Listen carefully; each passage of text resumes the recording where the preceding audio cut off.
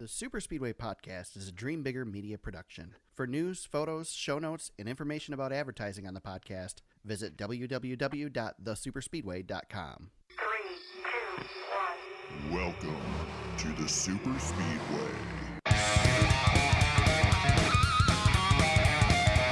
Welcome to episode 166 of the Super Speedway Podcast, recorded Tuesday, August 11th, 2020. I'm your host, Eric Young, and I'm joined, as always, by my co-host, James Cush. James, second time's a charm. Nobody knows, but second time's a charm. Second time's a charm. We'll just leave it at that. There we go. There we go. The original intro to this episode was a lot funnier than this one. But Yeah. we'll do it with the professionalism like we always bring. I tried to power through it, but I was flailing over here trying to hit buttons. And One of my favorite things that you do is sometimes when you get flustered, your voice trails away from the microphone, and that always hits my funny bone. well, a lot of times what it is whatever is going wrong is usually because of the soundboard, and the soundboard is to my right, which is away from the microphone. So I'll usually turn towards the soundboard to fix whatever it is, and so the audio goes down. Yeah, this is great. Makes me laugh every time. Yes, good stuff. Good stuff, James. We're not professional. That's all right. We are the consummate professionals. Consummate, I think. Yeah, yeah. I don't think we've ever made a claim to be professionals. So No. yeah, I think you have to get paid to be professionals. So we're good there. Well, we're getting there. Yeah, right. Maybe someday. Maybe someday. All right, we get to talk some racing this week. We get to talk two races. It was the Firekeepers Casino 400, 312, and the Consumers Energy 400, 312, for Michigan International Speedway doubleheader at MIS. James, I got to be there. You were there. Got to watch Kevin Harvick just destroy everybody, and he did it two days in a row, man. I didn't even separate these races because, honestly, the story of the race was Harvick, right? It's Harvick, and more Harvick. He won everything but the first stage on Sunday. Yeah. And literally won it all.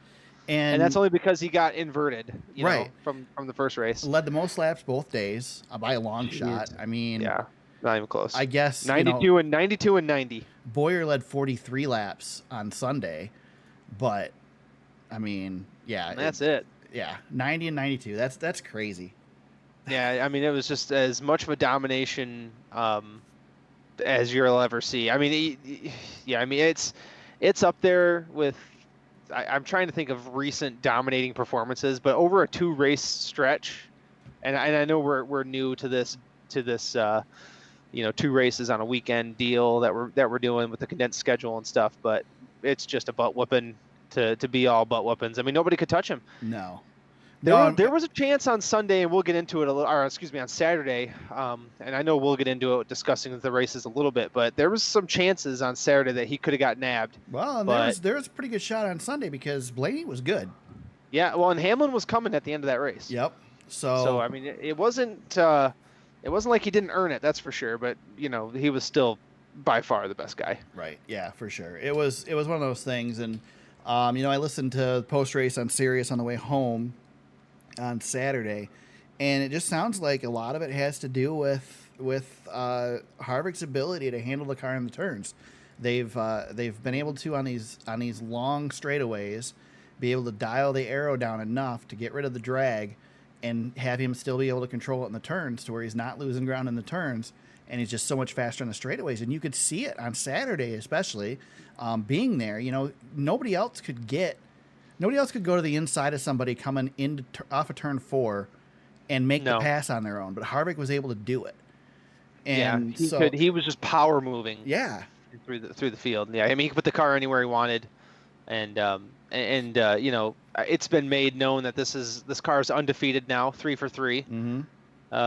So I mean, it's a good piece. Right. And Rodney Childers is keeping it close to the vest, and if he's going to run this thing again, but I mean, if I were them, I'd be looking at another opportunity to. Take this car into the playoffs. I'll tell you what, James, we talk a lot about the great driver crew chief combos. Oh, this is up there. This is, I mean, we're talking, I mean, maybe not Chad Knaus, Jimmy Johnson level, but we're talking Cole Pern, Martin Truex level at least right here. Yeah. Stewart and Zippy when they had their run. Well, did you know the story that Tony wanted Rodney Childress? He battled Harvick for Childers, and and basically let Harvick take him. And apparently I heard it on Door Bumper Clear this week. So apparently Brett Griffin said it, so it must be true. Yeah, yeah, exactly. Win-win on that situation. I mean, look what Harvick's done. But can you imagine if Tony Stewart had? Oh man, I licked my chops at what could have been there. But Tony had a good crew chief for a while, and he burned that bridge down in 2011. So, well, Harvick has been hard on crew chiefs. He's struggled with crew chiefs, and I mean these two just complement each other. And Childers will let Harvick do his venting on the radio and let Harvick be Harvick and not argue with them. And they both have a trust in each other. And I'll tell you, it's quite the combo. They bring a car to the track, and it's the fastest car every week. And and even Harvick, who's at an advanced age now, he's 44, past his prime. Right. But he's aging gracefully because that's a fast car, and he is one of the smartest drivers out there. Yeah. And he shows it every week. He's not the best at restarts anymore. Like at one time he was one of the best. Right. But you see he got took a couple of times, especially on Saturday when we had a ton of restarts late. I think that has to do with the downforce though.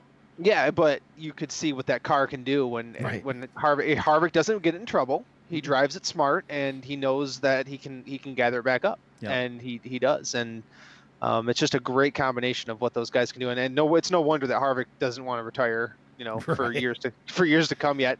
How long he can keep this up, I don't know, but he's about to pass Kyle Busch on the all-time wins list again. So this season he's going up there is like tailor-made to Harvick too, with them finishing up at Phoenix. I mean, this is Harvick's season to lose right now, and he's got a tough challenger in Denny Hamlin. Yeah, it's a 2-horse race. Well, Brad Keselowski's not going away quietly either. Yeah, he's nipping at their heels, but it's definitely a 2-horse race. Mm-hmm. Eric, he's averaging a 5.9 average finish. It's crazy. He's got 19 top 10. I mean, he's got video game numbers. He's averaged 5 wins a year since coming to Stewart-Haas. Yeah, I mean, it completely changed his career. Yeah. Making that move. I mean, we've talked about that how many times on this podcast, but I mean, it's completely his career has completely been rewritten. Yep. Because of it, so it's just incredible. I mean, I think you and I saw it coming a little bit, when we were doing our fantasy picks last week. Harvick's. We'll get there. Harvick's become Bill Elliott at Michigan. I mean, this is. Yeah. You just know you're going to Michigan. You're going to have to battle Harvick, and if he doesn't have trouble, he's going to be right there at the front competing for it. So yeah, it was one of the more incredible weekends I can remember. I mean, it's just a butt whooping, but and I'll say, despite the fact that he had such a dominating performance both days, I think overall the racing was really good at Michigan this weekend. It was. I think this was the best weekend of racing that we've seen at Michigan since the repave. Yeah, and Saturday by far was the better of the two. So, and I listened to DBC a little bit today, and I think a lot of that had to do with the fact that they didn't know what they had on Saturday, and come Sunday, everybody had improved their cars. They spent all night working on them. Yep, they were more stable. They knew more what they had, and it was a race with practice, and so it was a little bit more close to a traditional Michigan race than Saturday, which was, Saturday was spectacular, and maybe I'm saying it because I was there, but it was spectacular. Oh, it looked spectacular on TV too, and NBC did a great job with some overhead shots of the restarts, and you could see all of the action at all times. It was just. See, I didn't see any of the NBC broadcasts. Usually they have NBC on in the press box. Yeah. But they had MRN on in the press box, really loud too, by the way. It was really annoying. But so I didn't hear any of the NBC broadcast on Saturday, and didn't really watch it because it's on a screen up to the right, and I'd rather watch. No, they did a great job on those restarts where you could see at least 20 cars, and you could see them clearly too. I mean, they were following the cars around, and it was just really well done. And they captured all that action. Cars, dropping like rocks through the back of the field, and cars making runs, and at Michigan you can really capture that. Well, the momentum was incredible. Yeah, just to see guys, the closing rate coming off the turns, and it was, what it reminded me of IndyCar. I mean, it really was very similar to some of the old IndyCar, high drag IndyCar packages that we've seen, where guys would gain, they'd make a move, they'd have to lift and they'd lose a ton of positions because of it, or a ton of time. It just, I mean, it 100% momentum. And of course, you watch the onboards; they're hardly lifting in the turns, so that's why it's like that. Yeah. But yeah. So Saturday, Kyle Busch manages to get up front, challenges Harvick a little bit, and so Harvick either got into the back of Kyle or didn't get in the back of Kyle, and then Kyle went up the track and either hit the wall or didn't hit the wall. I guess first of all, I mean, anything wrong with what Harvick did there? Did Harvick do him dirty? No, he didn't. Yeah. He didn't even touch him. I No. mean, he slid up, but I don't. At that point, I don't close. think it matters whether he touched him because the air touched him, and Yeah. either way he might as well have hit him. But I don't Yeah. think he did anything wrong there. Kyle didn't hit the wall, despite the fact that No. Kyle said he had a tire rub. He did. You not couldn't hit have the stuck wall. a piece of paper between No. both sides of that car during that whole thing, though, without the paper getting ripped. But he didn't touch anything, which was crazy. Kyle was very happy on the radio, for the record. Of course, He was actually. I give Kyle a lot of credit. Didn't say a word until the caution came out. He there was tried caution to, shortly after, and then his direct quote was, "What the?" And Yeah. I'll leave the last word off. Yeah, he Started with an F. he tried to get in Harvick's what after the race in the post race interviews. He tried to go there, and I think he saw the replay and he did back it down. Like he was gonna go there, but I think after he saw the replay. Well, there was a really interesting mix too, because on TV he did, but on radio he didn't. So Yeah, we heard the radio interview in the press box, and he pretty much kind of brushed it off like no biggie. So yeah, maybe he saw the replay in between the two or something. Well, you know how, and I think most drivers are this way, rational drivers, even Kyle Busch, who's irrational a lot of the time.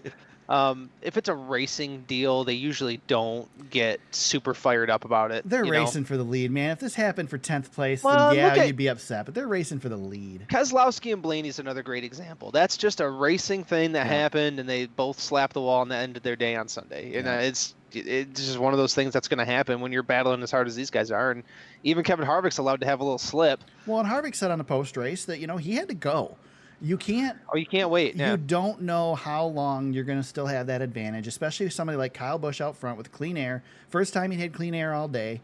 We know what clean air does to these cars. Well, look what happened to Boyer on Sunday. Yeah, exactly. I mean, he got into dirty air and he just lost it on the radio. He was flipping out, screaming, and having a whole heck of a time because he was loving life at the front of the field, but he couldn't keep it there. Yeah. So you mentioned the Brad Keselowski, Ryan Blaney thing on Sunday. Again, I mean, nothing wrong there, right? Brad was going for the lead and just lost it. Brad had a good car too, and so did Blaney. I think Blaney fair. had the best chance, I think, of beating Harvick. Yeah, Brad had the best car on Saturday. I think the 12 car. I think they improved on Sunday of the two. But Blaney was right there on Saturday too. I mean, they were both really good. Yeah. Blaney led laps on Saturday. Both Blaney and Keselowski had winning cars. Penske cars were good. Yeah, the Penske cars were good. Even Joey Logano led a bunch of laps. Yeah. So, the Penske cars were good all weekend. It's just this is a Joey track, generally. He does like this track. And he's always run well there, no matter what. But yeah, the Penske crew, they always bring good cars. Right. Anytime they come to Michigan, they want it bad. But yeah, it's another one of those racing deals. I hated it for Keselowski because he wanted it bad, and I thought after Saturday maybe he showed a little something that he might have had something for him on Sunday, but it's going to happen. Surprisingly, as great of racing as we had all weekend long, that was really the only incident we had. I mean, we had John Hunter, looping it around on Saturday, and three different crashes. Yeah, I mean, but that was only the real notable crash of the whole weekend. Yeah, well, Custer ripping the rear end off his car was a little rough too. Yeah, Custer hit it. Yeah, Custer hit pretty good on Saturday too. Nice lengthy red flag on Sunday after the jet dryer dropped fuel down the backstretch. I don't know if that was ever discussed on. I don't know if did they discuss it on TV that it was the jet dryer? I just knew that there was. I was watching the race obviously pretty intently, and then when I saw that the race was going red, I kind of stepped away for a minute to do a couple of things. I just knew there was a ton of fluid all over the track, and I thought, crap. I just assumed it was Custer. MRN thought it was from a car, but no, it was. I was listening to the NASCAR channel, and the jet dryer guy came over the radio and said that he dropped fuel down the backstretch. And Oh, jeez. this is not the first time we've seen a jet dryer drop fuel. It happened at Kentucky last year too. It happens sometimes, you know. Yeah. It's a hot jet engine sitting there, you know. Things Oh, happen. yeah. And sometimes cars run into them, and it causes the whole thing. Fortunately, despite the fact that we started an hour late because of the Xfinity race on Saturday, we still had enough light to get the thing finished. So, Yeah, But, I you know. know- I was about that, by the way. But you I'm weren't glad, I'm glad we got it in. you weren't sitting in the press box with nothing to do, twiddling your thumbs, waiting for the freaking race to start, with a mask on your face. Yeah. Yeah. I got there. know. I got there a half hour before we were allowed to go up in the press box, and so I went up to the press box like the second we were allowed to go up there, and I sat the entire time, including the extra hour, waiting for that race to start.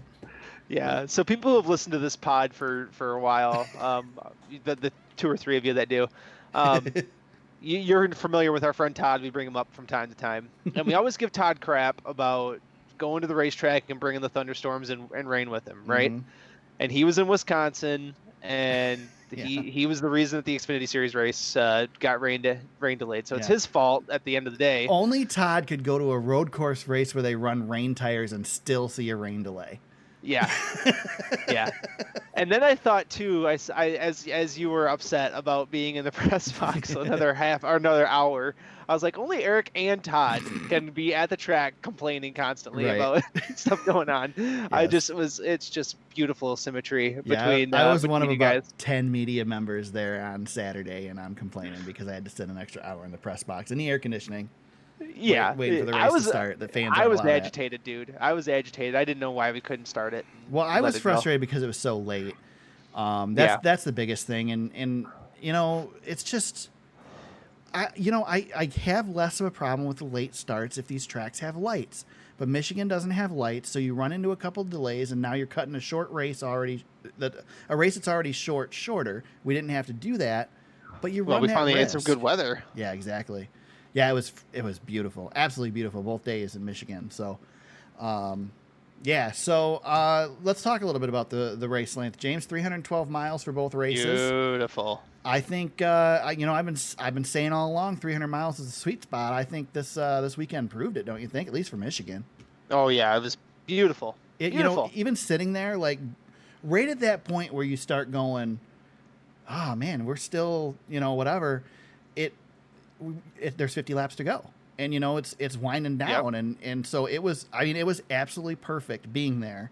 Now, albeit, I wouldn't want to go to a race weekend and have one cup race at 300 miles and that's it. Give me a doubleheader. Give me, some other racing during the day, maybe a doubleheader during the day. Give me all 3 series, whatever, during the weekend. That's fine. But I think 300 miles was beautiful. Absolutely But beautiful. if you've got double headers, we've got the sweet spot. Yep. And I think that contributes to the good racing we saw. Yeah. Obviously, I mean, less yeah. practice. Less practice. We know we like that. The only thing that I'll say, James, is that one thing that is, whether you love or hate fuel mileage racing, Michigan's always good for it, and we kind of almost saw it Saturday, but not really. And I think that because of the stages and because of the shorter race, we lost the fuel mileage aspect. Now, you can fix that really quick by taking that 17-gallon fuel cell and making it, 12 gallons, or whatever. Right. You can shrink Right. the fuel cell and fix that problem. So, so Sunday's race just over 2 hours long. I think 2 hours and 2 hours 9 minutes 35 seconds. Saturday's race was 2 hours and Great. 34 minutes because of the red It's flag. great, man. Yeah, It's it's great. perfect, man. Yeah. So again, I was listening to DBC and they mentioned, we say it's a 4 o'clock start time, right? But it's a 4:30 start time because of pre-race. Yeah. So you slap that half hour in there, you got your post-race interviews at the end, and you're talking a 3-hour window. That is perfect. Yep. Absolutely And that's perfect. what you want. Yep. That's what we've been screaming about to do with racing for a long time. You got to start fitting it in a better window. Yep. And just over 2 hours is going to get it done. And the nice thing is okay, so we pushed the race back an hour. It started at 5 o'clock. Still had plenty of light to finish it. We could have went longer if we had to. You put yourself in a better position by having a shorter race like that. So Yeah. now the thing is you get a rain delay, and ends at halfway, and now you got even fewer laps that you got to see before. But whatever, that's all that stuff's going to happen. You can't control Mother Nature. Exactly. So, Yes. but I think that's the sweet spot. I talked to a couple people at the track this weekend. Everybody kind of feels the same as we do, that we probably are done with 2 weekends at MIS, that this will likely be the future. Oh yeah, this is it. Yeah, it's over. So, but we're good with that. We all kind of, everybody. I was talking with Brandon Crowd from the Lap Traffic podcast, and he talked about the fact that he used to, when he was a fan, he didn't like the idea of only run one race weekend because you go to the races twice during the year. But for us, that gives you a chance maybe to go check out a different track instead. Yeah. I mean, here in Michigan, you got Chicagoland that's not, depending on where you're at in Michigan, is not that much further away. Yep. And the Brickyard really isn't that far. Got the Brickyard. Kentucky's not terrible. Go check out a different track and use that weekend for that. So, but I mean, if you can see 2 Cup races in the same weekend, I mean, I'd take that over 2 separate weekends any day. Yeah, and the economy is just tighter and things are different, and maybe people only have one weekend a year, but if you can pack in 2 Cup races during that weekend, I mean, it's beautiful. I mean, it's just beautiful. I do feel, I was reading some articles on the economic struggles of Brooklyn, by losing not only these 2 races for fans, but they also lost their Faster Horses event. Yep. And the local economies take a big hit, because I think it's only 12,000 people that live in Brooklyn. Well, I'll tell you what, James, it was so weird because I drove through Brooklyn to come to the track. Yeah. Usually I come through Ann Arbor, but because I didn't stay down there, I just drove through Brooklyn. And yeah, I'll tell you, I've never been to Brooklyn when it's not a race weekend, so I've never seen it not packed. I'm wondering if it's kind of like what it would be like if you went to like the cross country state championships or something, where there's not that many people down. I've never. I'm with you, man. I've never been down there, other than when I went to that race on Tuesday. Right. A few years back when it rained out so bad, it was dead when I was there for that race. So, but there were still campers in the infield. But there were stuck. The ones that were left were stuck. Yeah. Right. So that was my interesting Michigan experience. But yeah, never been to a track where it's empty. And I thought Jeff Gluck did a good job of kind of showing us around too on his social feeds. Yeah, what a jerk.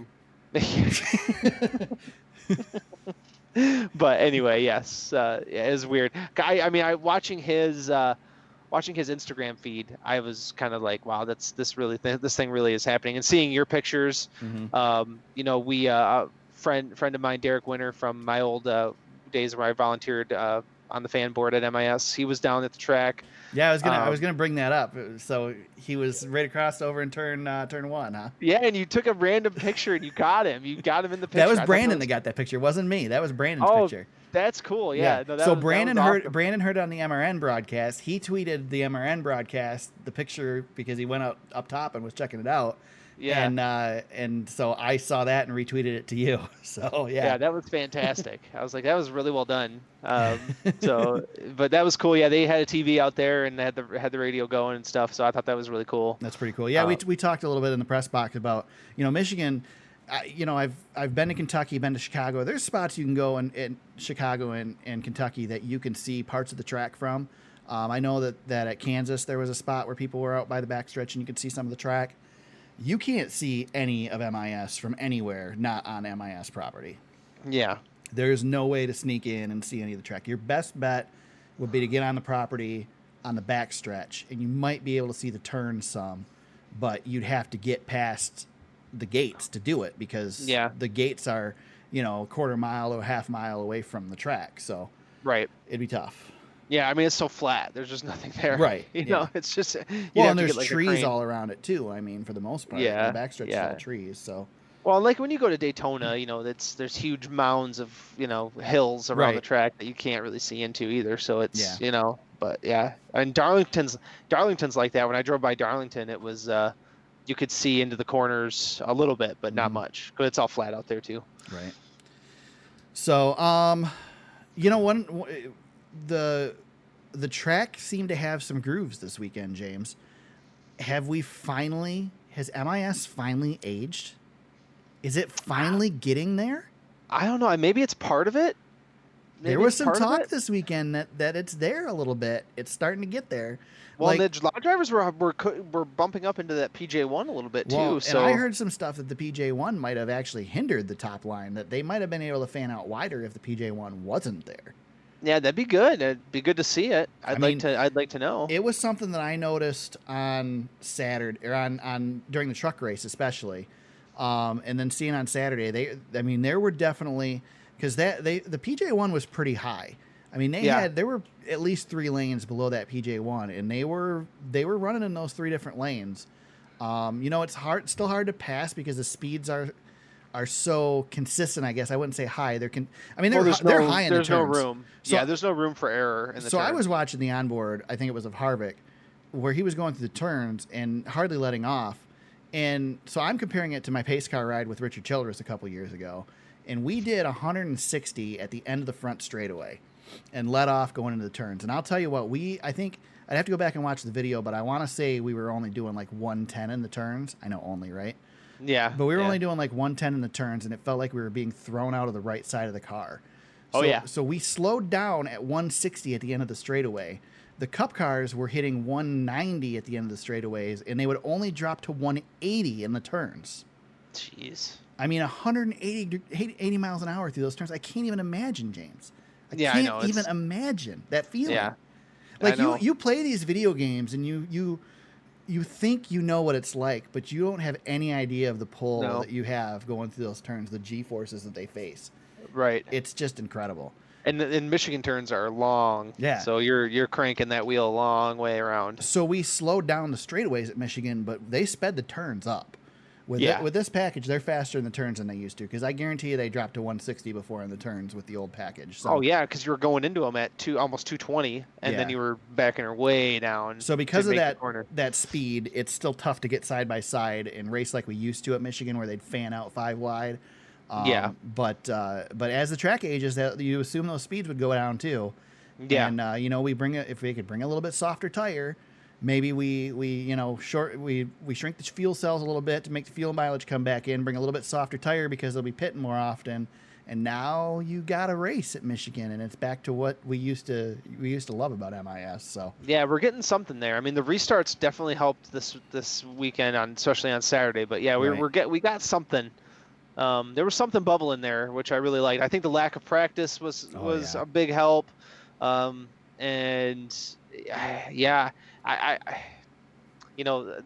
the restarts. I mean, gosh, I keep thinking about those restarts and how great they were, and maybe that's our chance to talk about the next part of our notes. Yeah. But the choose cone and mixing up the fast cars with some of the slower cars, it just really makes a nice mix, and it really worked at MIS versus at the short tracks. I mean, we really saw some potential out of the choose cone, right? I mean, that was as good as it gets. Definitely. And I was paying real close attention to the choose cone, and was live tweeting during the race on Saturday, and I was trying to focus on who was the first one to gain time up there. And very frequently the guy that was like 7th place would jump up to 3rd. Yeah. Based on that choose cone. And Chase Elliott took advantage of it a bunch. Yep. Bubba Wallace was the big one. I mean, he came out of nowhere, and dude took a shot. He had a winning move. He just couldn't finish it off. Yeah, he couldn't make it stick. I mean, It was a gamble and a half, but when you're Bubba Wallace, you got nothing to lose. You go for it. When you're running top 10 in that 43 car, you do whatever you do, Go for it. Without the choose cone, he never even gets a shot. No. Exactly. And it made an exciting. That's just the best example of what that thing is. Yep. I mean, you've got a guy who's not up there very often, who has lesser equipment compared to, if Keselowski stays high with Harvick, and he can get underneath those guys for once and have some track position that he just never is going to get with equal tires. Unless he's gambling, no tires, 2 tires or whatever, he's just never going to get that position. Right. Which I really like about the choose cone. Yeah, I think there's a lot of unknowns about it still. It's going to evolve a lot because these guys really don't know how to take it yet. And they don't really have a strategy around it. Everybody had different strategies around it. I know that, Truex said at the beginning that he was he was just going to take whatever line was the shortest, and he abandoned that during the race. So I think we'll learn a lot more as we go forward with it, and things will change up a lot. But right now, it's really fun. I was again listening to DVC, listening to Brett Griffin talk about counting Boyer down to it. Right. It was just great. He says he tells him what position he's in. He starts counting down, and Boyer picks his lane, and Boyer says, I don't know what you were saying. I don't know what you're telling me. Yeah. Gotta love it. Only Clint. I mean, good love Lord. Clint. Man. So, but yeah, I think it was a game changer. And at Bristol, I blamed it for potentially ruining the All-Star race, or at least not helping the All-Star race in the end. But it definitely changed strategy. It made it interesting. It's a gimmick, and you can argue against it because it is gimmicky, but I think it gives people a shot that wouldn't have a shot otherwise. And that's all we're looking for, right? Right. Exactly. Yes. Yeah. And I think, Eric, on the intermediate and 2 mile ovals, I really think we got something. Yeah. Maybe it doesn't work as well in NASCAR on the short tracks, but I think we'll get the chance to see it, and let's keep trying it. I think that's what it's made for, though, is short tracks. I mean, that's where it originated. Martinsville. So Yeah. I have a question for you, James. So first of all, we didn't talk about the Choose Cone last week because they announced it the day after we recorded the podcast. We generally we record this whenever the heck we can record it, but lately we've been recording Tuesdays, and they do all their news announcements on Wednesday. So yep, and then we record Wednesday, and all the news comes on Thursday. Exactly. So we didn't get to talk about this last week, but where the heck was I going? I completely lost my train of thought. Oh, so the announcement came with, in addition to getting the choose, it's actually the choose rule. There is no cone. It's a box. Yeah, we just call it the cone. I know. There are cones on the fence, but we only get it for tracks that everything other than Daytona and Talladega and road courses. What's your thought on that, James? I know you and I had kind of talked a little bit about what this could mean and whether it could ruin restrictor plate or super speedway racing if they allowed it there. We didn't really talk about road courses. Do you think that we should just open this up to everything? Do you think it's really going to hurt those races, or are you happy with the choice that they made? Yeah, I don't like it on the super speed.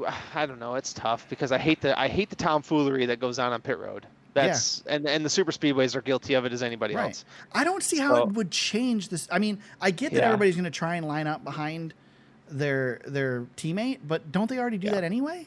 Yeah, and like the Charlotte Roval's a great example too, because you got that really hard heartburn turn, and who doesn't want the inside there? Do it on a road course. Yeah, I guess it makes sense everywhere.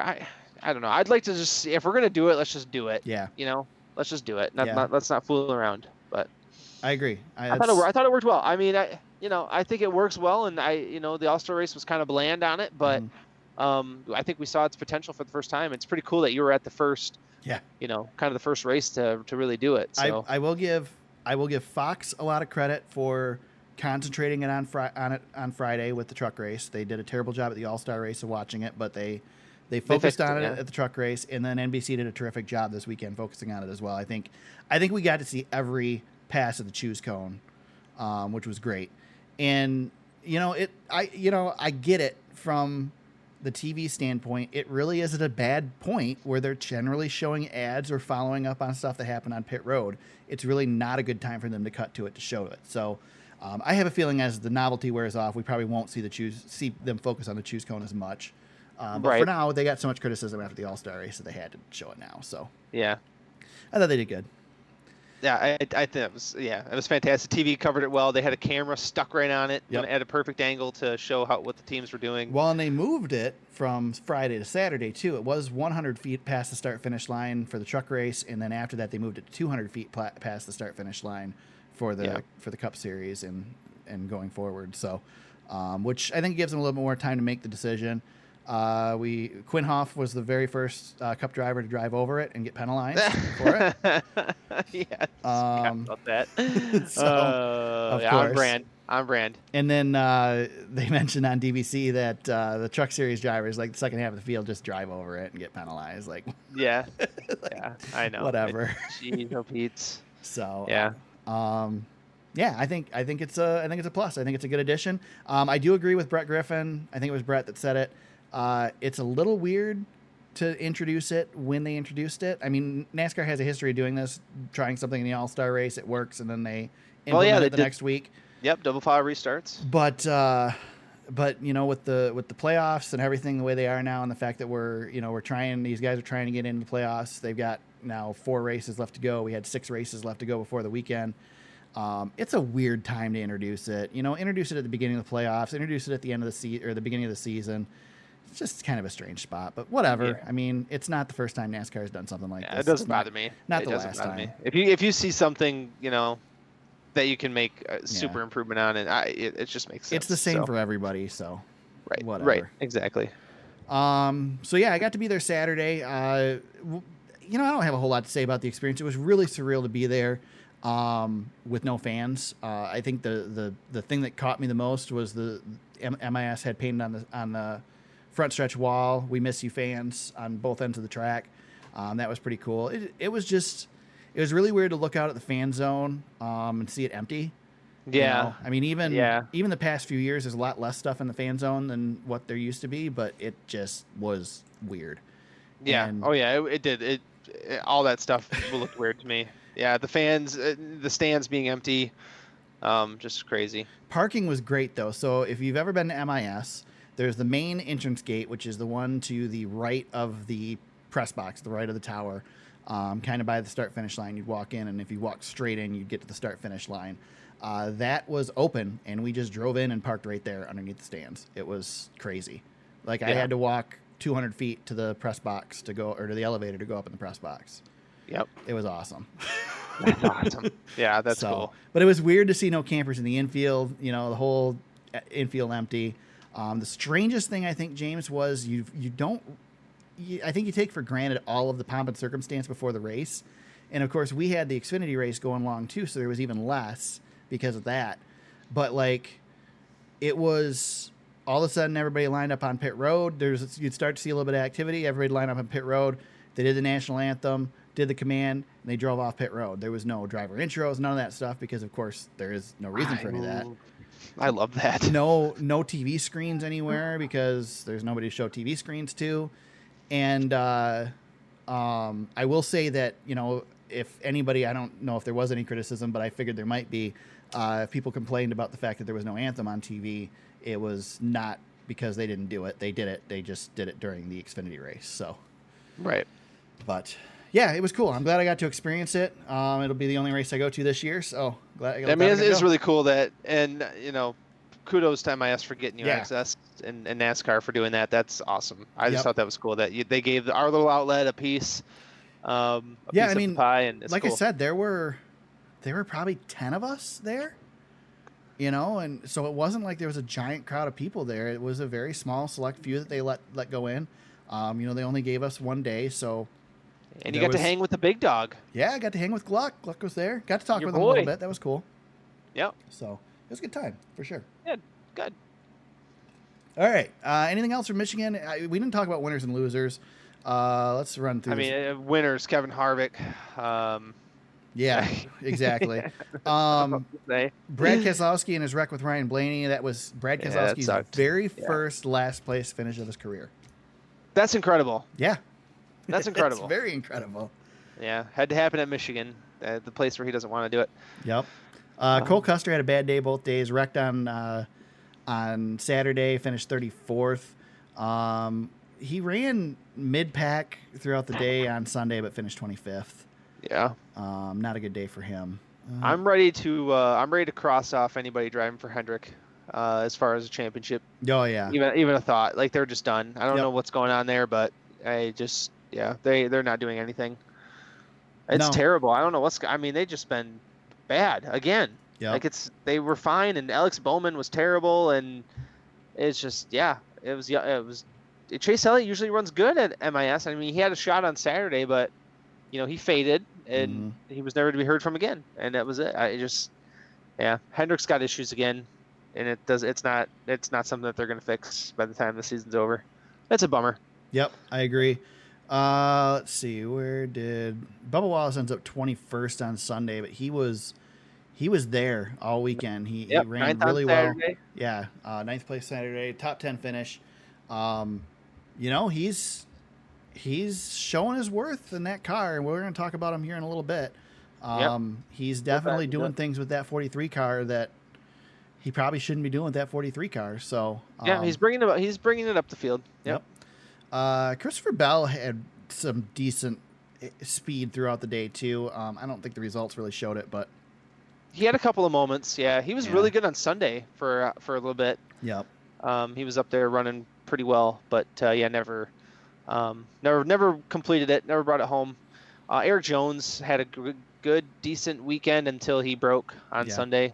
So that kind of stinks. Yeah, he had a fast car for sure. I mean, they were both up in the top 5 at times. So. And then Kyle Busch, his arguably least favorite track in the Cup Series, finishes 5th on Saturday, 4th on Sunday. Yep. Yeah. Showed us something. I was expecting something out of him on Sunday because he ran so well Saturday, and he didn't disappoint. Again, it couldn't really compete with Harvick and Denny. And then Truex was able to get the edge too. Truex ran really well. Had a issue on Saturday that had to pit early and bounced back. I benched him on my fantasy lineup because I was worried he wasn't going to be able to bounce back from that, and they recovered. Yep. So, I think that pretty much covers everybody. I think so, man. I think so. Great racing all weekend, though. I mean, heck, the truck race was really good at Michigan too. Truck race was spectacular. ARCA race was fine. I mean, ARCA race was the ARCA race. That's fine, but I didn't watch the ARCA race. Austin Dillon had trouble on Saturday too, and the Dow car, of course, worth mentioning. The Dow was from Michigan. Ended up getting wrecked. Yeah, coming off of turn 4. Yeah, I forgot about that one. Yeah. Not good. Yeah. So overall, great race weekend in Michigan. Yep, really good. Put that in the rearview mirror. Let's talk some news, James. There's not a whole lot of new news. Like I said, we got a slew of announcements last Wednesday. We already talked about the choose rule. We also got the rest of the 2020 schedule.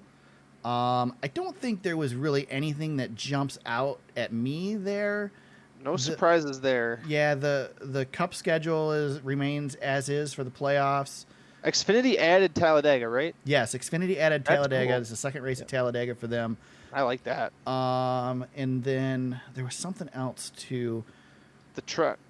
Something with the trucks. Yeah, where did the trucks end up going? Hold on. I'm pulling it up right meow. We've got... Must be Richmond. Richmond, the trucks. I don't think trucks have ever run at Richmond before. Or they haven't in a long time.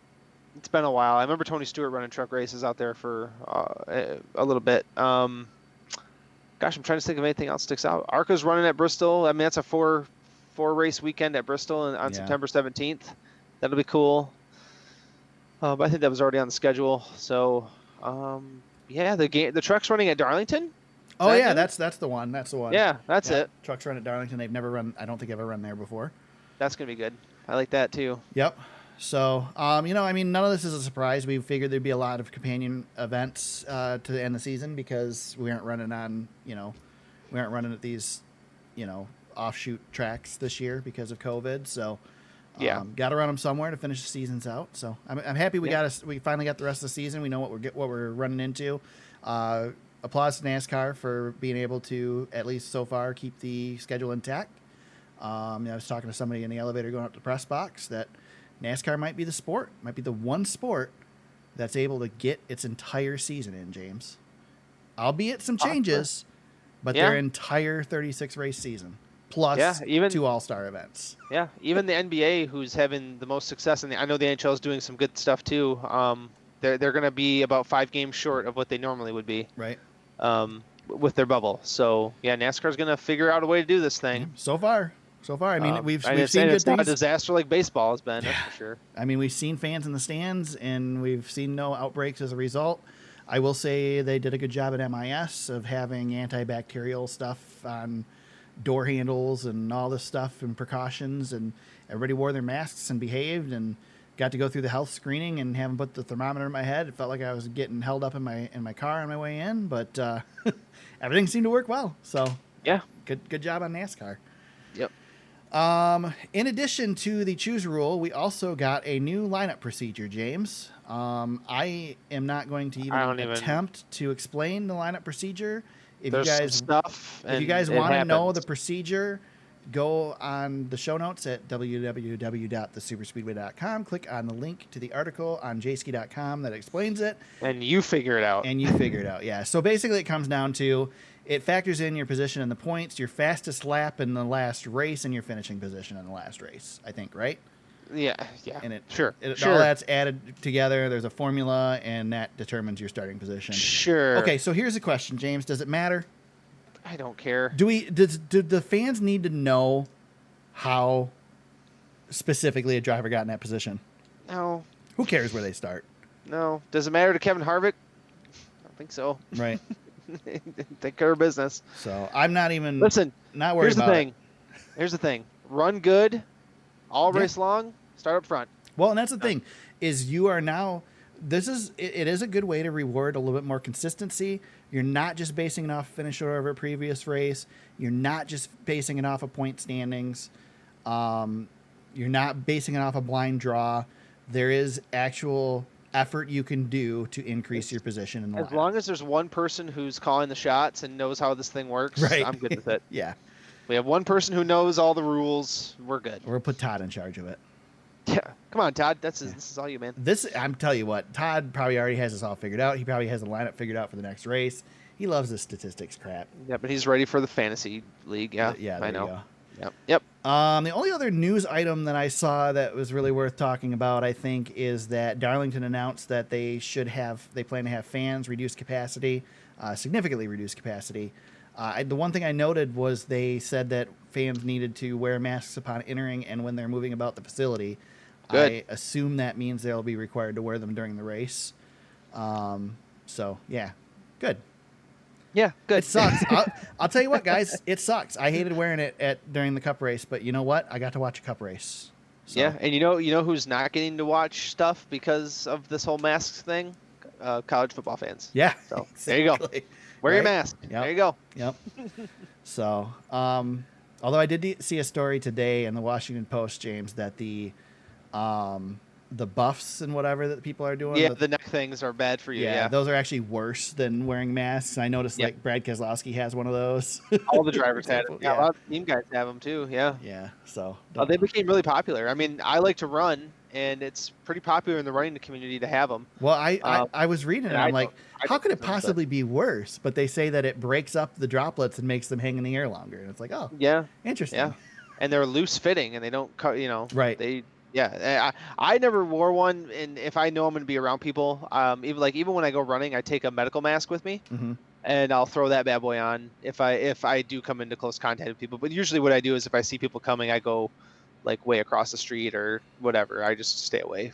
I don't want to wear one of those neck things. They don't look comfortable to me either. So I sympathize 100% with people that don't like wearing masks because I hate wearing one. I just don't go places where I have to wear it. And if I do go places that I have to wear it, I wear it.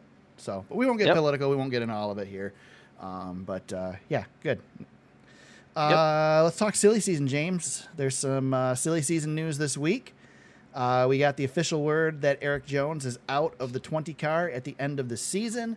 And I ask you, James, is there any scenario possible other than him driving whatever the 48 car becomes next year? I think that's the most likely landing spot. I mean, you're Eric Jones. He's got to have enough pull. There's nobody who's going to beat him for that position. Yeah, he's the best fit for what Hendrick likes to do. He's young, and he comes with a resume that Hendrick's probably going to be liking as well. I just don't see another seat out there, especially, we'll talk about this, but the 42 seat looks like it may have already reached out to someone. So, Eric Jones has to be considered. We've talked about that a lot on the podcast about the sponsor on that car is coming back with Hendrick, and they're Michigan-based, and Jones is a Michigan-based. I don't know. It just feels like it's a good fit there. Yeah.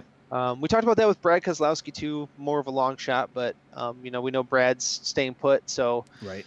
For a year, at least. We know Brad's got a 1-year deal now. We didn't know that at the time of the recording last week, so that's interesting. Yeah. I think you and I talked about it. I think that's probably going to be a common theme for just about everybody who's signed. Well, everybody's going to stay put. Yeah, everybody wants to stay put for a year, and you're not going to want to. Even if you don't have intentions of leaving, at all, you're still not going to negotiate a contract for multiple years when you don't know what the climate's going to look like. Because right now you're going to get less.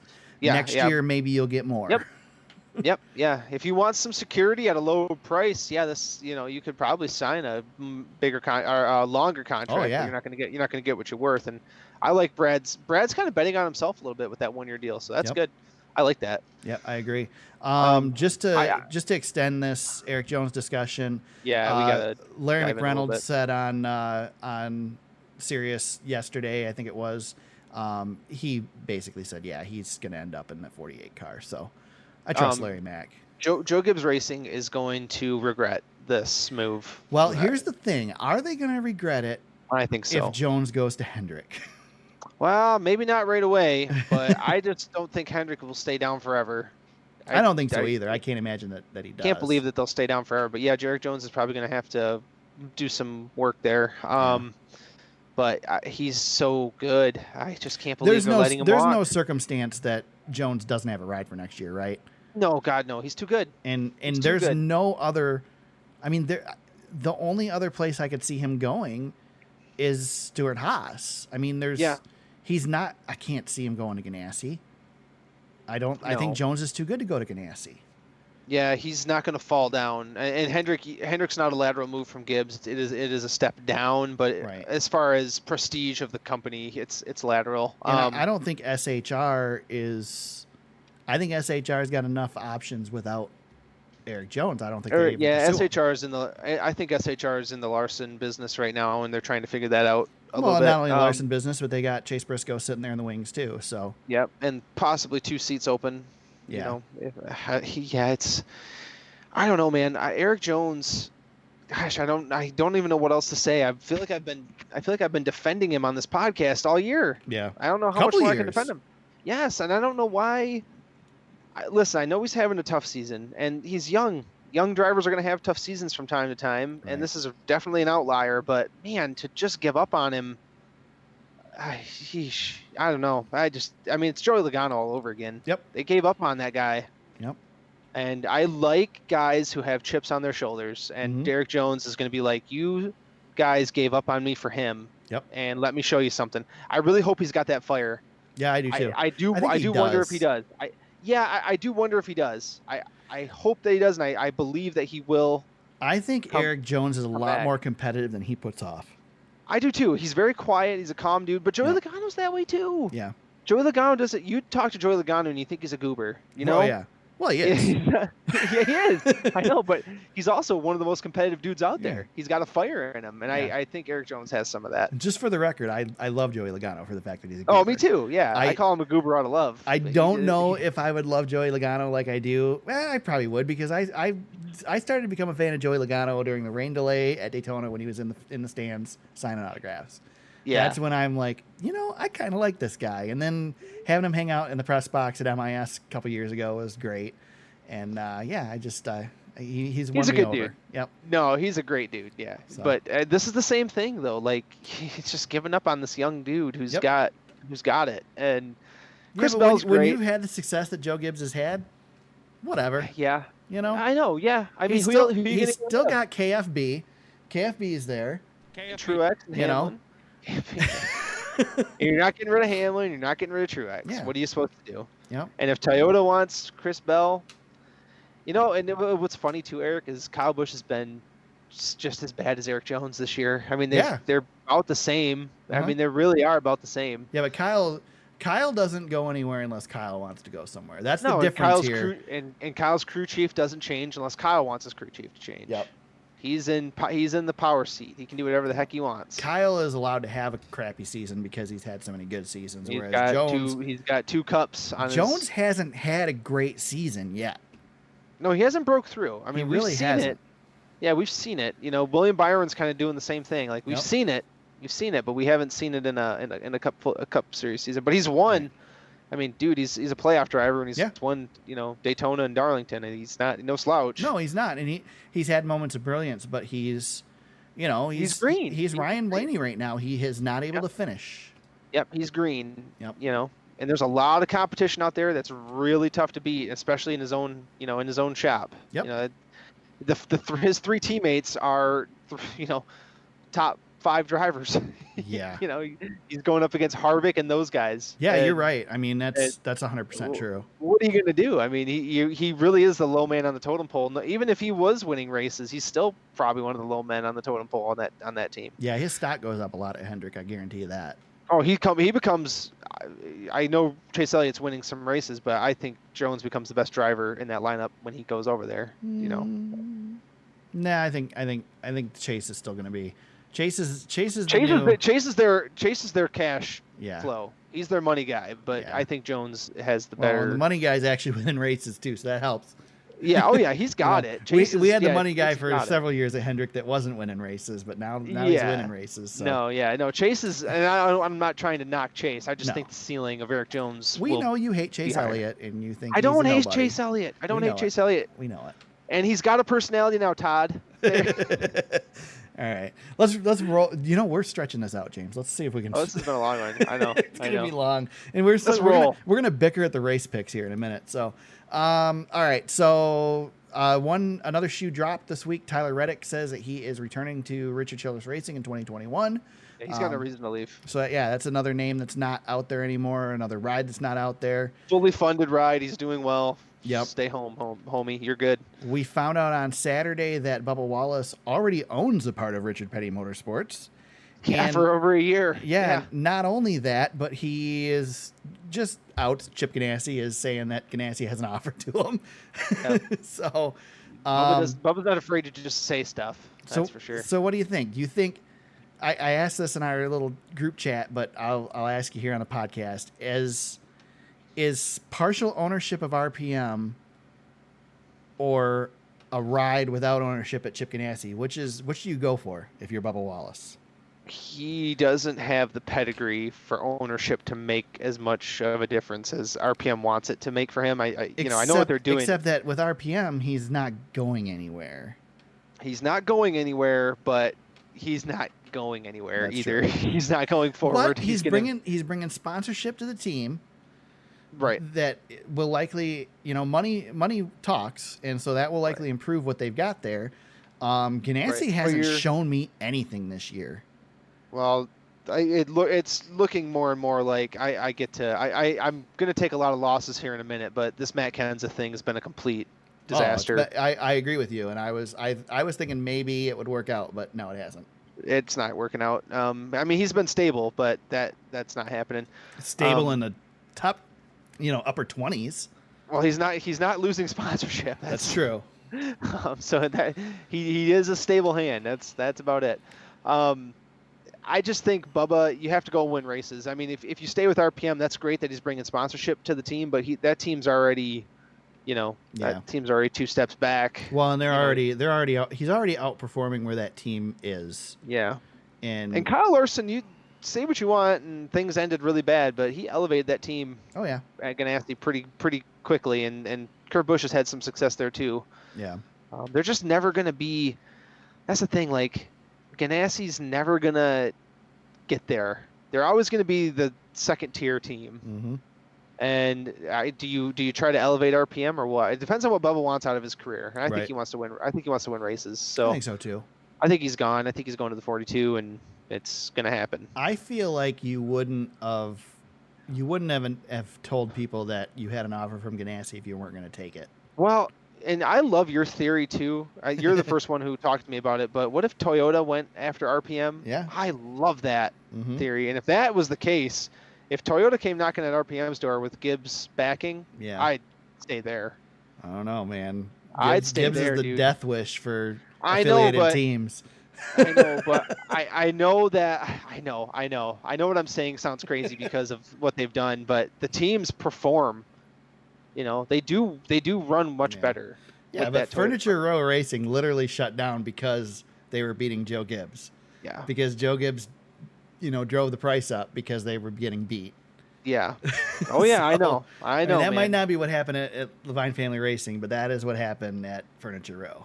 Yeah, I know. It's yeah, I So- know. That's the problem with that. That's the problem with having Toyota's really Toyota and Joe Gibbs. That's really it. Yeah. Whereas if you had look at Ford and they've got 3 major teams. 2 of them are really good, and then Mhm. there's Roush, and then in Chevrolet. I mean, it's Hendrick and you know, I guess Ganassi's about even with them at this point. Sort of. Yeah. But we're running out of good teams, so that's why I want to see Toyota actually invest in somebody and make it work. But well, that is a great transition because we lost an up and coming team. Speaking of Death Nail, yeah. Yeah, it was confirmed that Spire Motorsports has purchased Levine Family Racing. Spire did note in their comments regarding the purchase that they believe that the current ownership package and the new car is going to lend itself well to their program. So we'll see, I guess. They're trying to build something. I guess is there another Quinn Hoff out there? I mean, well, he's got security. I guess you don't need experience to drive a car for. Yeah, that Spire really is putting their eggs in the 2022 basket for the new car. Yep. So at least they have a plan, and they're not just out there making a joke out of this thing. But we're making fun of them, but watch them come out and be a powerhouse in 5 years.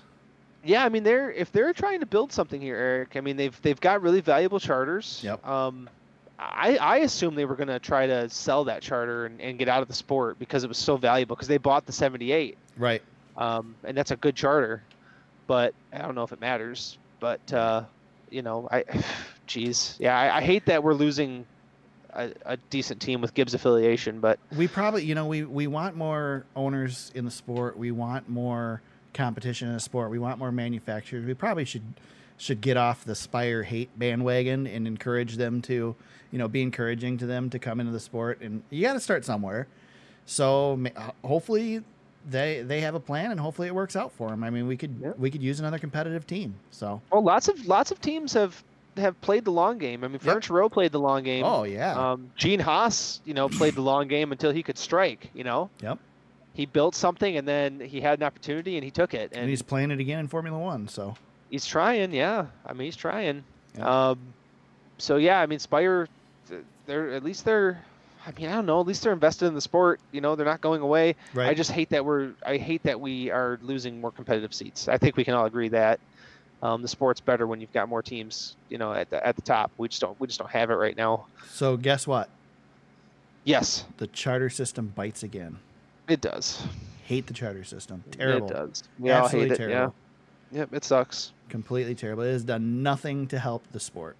No, and the sport keeps losing cars. We've down from 43 to now we're at 39. At Michigan, and it's I don't know. It's not great. Nope. Biggest news of the week, James. Completely out of the blue. Completely shocked. Nobody saw it coming. Christopher Bell officially announced as the driver of the 20 car in 2021. He gets the 20 seat. Yep. And we've talked about it a bit, but yeah. I'm surprised we didn't just announce this when they announced Jones was gone because, come on. They should have just did it at one time. We all knew it was happening. Yeah. Yeah, it's writing was on the wall, dude. Yep. And that's our silly season news for the week. What were you saying? I was just gonna say, quick comment on Jones. I mean, or on I'm still stuck on Jones. On Chris Bell, I mean, he's a great young driver. He's got a lot of talent, and I think he will do well there eventually. Yeah, I agree. I don't want to take anything away from Bell on this deal. It's not his fault, Yeah, it's not. Yeah, exactly. I mean, we hate it for Jones because I think we think a lot of Jones, and I think a lot of people do. But Chris Bell's a really good driver too, a really good up and coming driver, and I think he'll do well in that seat. And I think in this case, Gibbs is invested in the long term with this guy, so he's not going anywhere for a while. Yep, I agree. But I mean, we've said that about other drivers. We said that about lots of guys. Yeah. So that's true. How different is all this look if Carl Edwards didn't leave? Yeah, wasn't that a great piece? Did you watch that? No. On FS1? No. They had the What If Carl Edwards show. That was really? Something. No. Yeah, go look that up. I'll make that like a mini shout out for everybody. Go look that up. What if Carl Edwards doesn't walk away in 2016? That's interesting. Yeah, there's some good stuff, and it kind of goes into his whole career. Something we actually talked about on the podcast. We had a big discussion about that during Hall of Fame time. So yeah. Cool. It's good. All right, James, it's time to talk picks. I know you don't want to talk about picks. We can talk about picks. But I had a pretty good weekend at Michigan, James. I don't know if you knew this. Yeah, you did. So there was I wonder how. There was some complaining last week about the fact that I got to pick first for the doubleheader. This, by the way, was the second doubleheader that I got to pick first for. And guess what? There's another doubleheader coming up at Dover in 2 weeks, and guess who gets to pick first there again? Yeah. So, yeah.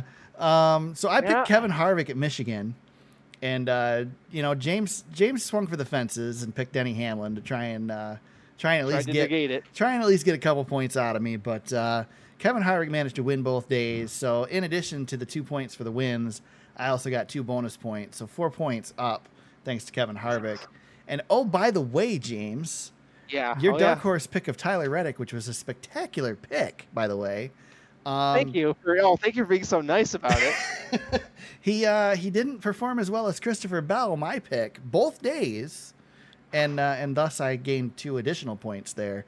So we went from as good of a whooping as you can hand somebody. We went from it being close with the dark horse sweep. You can't do any better than that. It is now 29-22. I am leading over James after 22 races. Wow. And yeah. We might have to start doing the math, James, and determine when the playoffs come if you can even successfully beat me. Am I mathematically eliminated? No, we're not that bad yet. With bonus points, there's still a chance. Somehow, Eric, you rigged this like you're an only child. I wish I was smart enough to rig this. I really do. And really just to be fair, everybody, I did offer James the opportunity to pick first the next 2 weeks, so he got the Dover pick. I've declined. James has declined. I might still convince him to do it. Naturally happen. Yeah. I'm gonna let this butt whooping naturally happen. I'm not giving up. The problem is that honestly, the Pocono pick and the Dover pick aren't that big of a deal. But Michigan is because. Come on, it's Harvick, right? I know. I really got sorry for it. Really. I didn't think he was really going to be able to do it both days, though. I really didn't. Oh man, yeah. I thought for sure that Denny would get him the second day. Mean, he needed like 2 more laps, but he did. Yeah, that was a butt whooping. I'm taking my licks. I'm trying not to sound like a whiner because I'm pretty disappointed. I'm not, James. It was one of the biggest. I mean, man, because I had Harvick all over my fantasy team all week too, so I was partially rooting for him, and then on the back of my mind, I go, "Oh man, Eric's gonna dominate these picks. It's not great." That is the worst when you're rooting for and against somebody at the same time. Yeah. Well, I'm not giving up. Listen, I'm like Tony Stewart in 2011. I don't deserve to be in the conversation anymore, but I'm gonna race. We'll see what I can do. There you go. Well, you do get the first pick this weekend. It is the Go Bowling 235 at Daytona International Speedway on the road course, James. Yeah. And we don't know anything. Like Kevin Harvick said, he has no clue what's going to happen this weekend. Yeah. One other factor to consider with the Daytona road course is that it's August in Florida. August. Yeah. Doesn't it rain like every day in Florida in August? Yeah, it's not going to be great. So not only do we have an uncertain road course race, but we also have potential for rain and wet weather. Of course, the August rain usually is accompanied by lightning like crazy. So who knows what would happen. Fingers crossed we can get her in. We will, in theory, have fans at the track. So that's good. That'll be cool. The worst states of the COVID experience. So, right. Yeah, that's okay. Yep. So, James, you get the first pick, and I do not envy you for having to pick first. I even went through the trouble of pulling up Racing Reference and then remembered that not only are there no stats for this track, but they just have the Daytona regular oval listed still on the schedule as far as stats. So there's no help for this pick. So who are you going with? I'm on an island here. Yeah. I know my pick and my dark horse pick already. Well, I think I might steal your pick if I think you might go here. I'm taking KFB. Really? I'm going to take KFB. Yep. Interesting. He's driven the road course fairly recently. That is a good pick. And kind of level playing field here. So I'll take the best wheelman and see if I can do it. I mean, there's guys I wanted to take. Mm-hmm. I just don't know where to go with this, Eric. But I'll take the one guy who's got some recent experience in the sports cars here. And you know, I mean, if everything's equal, don't you take Kyle Busch sometimes, even if he's not having the greatest of seasons? Yeah, I mean, let's put it this way, Kyle Busch has never won at the Daytona Road Course, so it's only one of 2 tracks on the circuit that he's not won at. Correct. Yeah, adds to his list. So, I don't know what to do here. I mean, I feel like Blaney would be good. I think Truex might be good, and Chase Elliott might be good here. I don't know, but I'll take Kyle. Fingers crossed and hoping a prayer. And I can't believe I'm saying Kyle Busch is a reach, but feels like a little bit of a reach. But I feel decent about it at least. Okay. I'm glad you went with Kyle Busch because that was not where I was going to go. Let me give you my reasoning behind my choice as I look up my dark horse to make sure that I'm picking who I thought I was going to pick. And I think I am.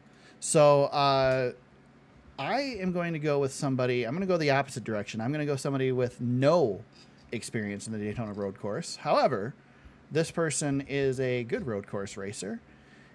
He has won on the road course a couple times in the Cup Series. He actually got his first win on a road course in the Cup Series, and he is the most recent winner at the last Roval race that we've run. And I'm going to go with Chase Elliott as my pick. He's going to be good. Yep, I think he'll be pretty good here. Not only is he the most recent winner, but he also ran well in the inaugural Roval race as well. Yeah. So Chase Elliott is my pick. Yep, and he's good at Watkins Glen, high speed type of road course. So yeah, that's good. That's probably where I would have went if I didn't take Kyle. There you go. And I get to go first, dark horse, and I am going to go with somebody who performed well again on the Roval in the Xfinity Series, and I'm just going to go with Tyler Reddick as my pick for the dark horse. Oh boy, looking at dark horses, man, I don't even know where to go here after. Jeez. Do I just take? Yeah. I'm not gonna just take Chris Bell. I think I'll take. Give me Michael McDowell. Okay. Give me Michael McDowell. Good road course racer, and he's good at the super speedways. So I don't know. Let's see if I can steal one here with Michael McDowell. I feel like he's gonna hang around. You know who not to pick for a dark horse this weekend? Brendan Gaughan. Bubba Wallace. Bubba Wallace would be a poor pick because Bubba Wallace is terrible on the Roval. Yeah, he is good at Daytona, but this is a little different. This is not the Daytona that you want to pick Bubba Wallace for. Yeah. Sorry, Bub. That is a good point. Brendan Gaughan is coming back to run the Roval this weekend, so that's cool for him. Off his COVID positives too, so he's coming back in more ways than one. Yeah, so. Exactly. One thing that I had, and I haven't seen this announced anywhere, James, in the whole road course discussion. Of course, we have the chicane added coming off of turn 4 at Daytona to slow the cars down coming down the front stretch. We've got some turtles. If you want to see what it's going to be like, I believe they're running it for iRacing tonight. They're running it right now. I just saw it as we're recording. Yeah, I was scrolling Twitter to make sure we didn't miss any news, but of course we'll miss it either way. Yeah. So here's the question I have. Out of bounds. It's Daytona, so below the yellow line is out of bounds.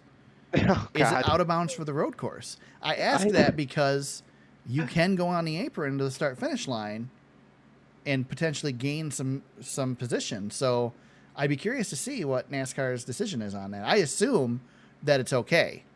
Yeah, this is not considered a super speedway race, right? So yeah, I think so. I would assume it's fine, but if I was a driver, I'd probably raise my hand during the drivers' meeting and ask that question. Todd, if you know the answer, I know. Send us a message. Yeah, Todd, get on the rule book. You need to have that added to the rule book. Buddy Steve. Yep. All right, let's talk Fantasy League real quick, James. I believe I did terrible on Saturday, and I think I got second on Sunday, didn't I? You did. This is the only thing I beat you at was Saturday. So top 5 for Saturday. Freight Train, Todd, he steamrolled. And then Justin, Jay Wint, myself, and Ranger Runyon. There's your top 5. Eric, you did beat the guy who didn't show up. Yeah. Sunday. Ranger bounces back 199, and then Eric, me and you were really close, but when Brad Keselowski hit the wall, it put a damper on my day. So Eric gets second. I was just behind you in third. Denny the Many, and then Jay Wint in the top 5. Todd, all the goodwill Todd had on Saturday, he lost it all on on Sunday. So we still had a positive gain on him. The only thing overall. better than doing well in fantasy during the week is watching Todd just struggle. Yeah, watching Todd have a bad day. Well, It's so he messaged rare. us. Yeah, he messaged us when the Penske cars hit the wall. He knew he was done. So, overall standings, Freight Train, he is still ahead, but it's a 21-point lead. Then Denny the Many, Justin 713, and myself top 5. Eric, you're right behind me. So that is your fantasy update, the most exciting part of the podcast. There you go. You got any shout outs this week, James? NASCAR Chasm is stomping around in our neck of the woods. Is he? Yeah, he's sharing on Instagram his trip to Michigan. He's in Newberry right now, but he was over near Traverse City and in Mackinac. And You know who else was in Traverse City? Who? Paris Hilton. Yeah, I saw that. Oh, celebrity gossip makes its way to Michigan. That's Right. fantastic. Chasm's a bigger celebrity than Paris Hilton at this point. I agree. And then my I do have a NASCAR 2004 update. Yes. It seems to be a common thing. I do have 2 wins now, Okay. both at Talladega. One Talladega in the fall, the EA Sports 500, and then the Aaron's 499 on in my 2004 season. Nice. So it's not been going very well though. My team still sucks. What car number are you? 82. It was one of the only double-digit numbers I could get, so I locked up the 82 car. Nice. Because you could do the triple digits in that game, and that makes me infuriated. So I have to have some. Yeah, triple digits do not have a place in NASCAR. They won't pick they won't let you pick your numbers. So you have to you have to pick between like a set, and there's only like 5 double-digit numbers that you can take. So for some reason 82 stuck out to me. So there you go. That's where I'm running. That's what I'm running. The reverse Davey Allison. There you go. Speaking of Davey Allison, so I discovered a pretty interesting podcast over the past week, and didn't really discover it because I've seen it a bunch on Jayski's website for quite a while, but never really clicked on it a whole lot. But they've got videos on YouTube, and a lot of the podcasts are on YouTube as well. The Scene Vault podcast. It is. I don't know if it's one of the guys from the original NASCAR Scene magazine or what. But basically they talk to a bunch of, former drivers, sit down with interviews with them. And the one that hooked me in was the Larry McReynolds one. And I watched the entire podcast and learned, I was a giant Davey Allison fan and thought I knew everything about Davey Allison's reign in the Cup Series and the whole 28 saga and all that. And it turns out I did not. And the biggest thing that I learned from this podcast is that Dale Earnhardt wanted to drive the 28 car. After Ernie Irvan got hurt, Dale Earnhardt put his name in the hat to drive that car. The catch was that he, A, wanted to drive the 28. He did not want to drive a different number. He wanted to drive the iconic 28, which Larry McReynolds had promised to Ernie Irvan, should Ernie Irvan return, that he would have the 28 car still. And Dale Earnhardt also wanted $1 million to do it, which was not in the cards for Robert Yates Racing at the time. But pretty interesting. Would have been something to see Dale Earnhardt go over, leave Richard Childress to go run for Robert Yates and Larry McReynolds. Can we get Dale Earnhardt Jr.'s feedback on this? I don't know. I really want to know how serious that conversation was. Do you think Dale... I bet you Jr. doesn't know enough about it because during that era, I don't think Jr. was really privy to all that discussion. I just cannot believe Dale, in the middle of his championship runs, would leave the 3. Yeah. I find that so hard to believe, but maybe he wanted to work with Larry because he did eventually work with Larry. Yeah, he was a large part of Larry coming over to the 3 car, and they were terrible together. Yeah, I mean, they won the Daytona 500. That's all that Larry got was the Daytona 500. Yeah, and then he was gone not too far after. Yeah, went to work for Mike Skinner for a while. I just find that so hard to believe that he would have left for that 28 car. Yeah. Very interesting. But anyway, there's some great interviews on there. I watched the other night. I watched Lake Speed talking about when Michael Waltrip punched him through the window at MIS. Lots of good stuff. So it's a great podcast. If you're looking for it, just go on Jayski's website. He shares out something from the Scene Vault every week on the website. So search for the Scene Vault podcast on YouTube, and you can find video and whatnot.